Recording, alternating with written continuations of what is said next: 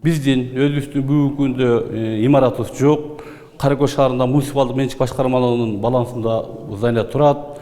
Бир нече жолу ушу имаратыбыз ушундай көрүп атасыздар.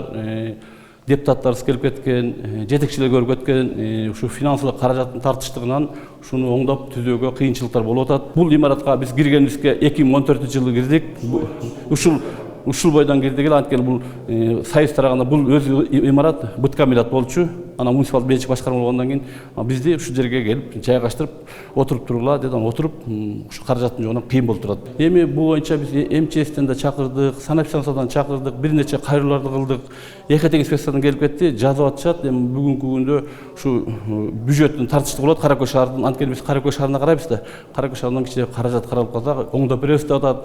Проектлерди өткөргөн, долбоорлорду жазып барып, сметаларды өткөрүп, жыл сайын сессияга алып чыгып атышат. Тамчы тамадына көрүп атасыздар, биздин өзүбүздүн именно ушу Кетменто айылынан дагы депутатыбыз бар. А дагы ушу видео съемкаларды кылып, немелерди алып барып, шаардык кеңешке алып чыккан. Бирок бүгүнкү күндө каражаттын жоктугунан ремонт болбой атат.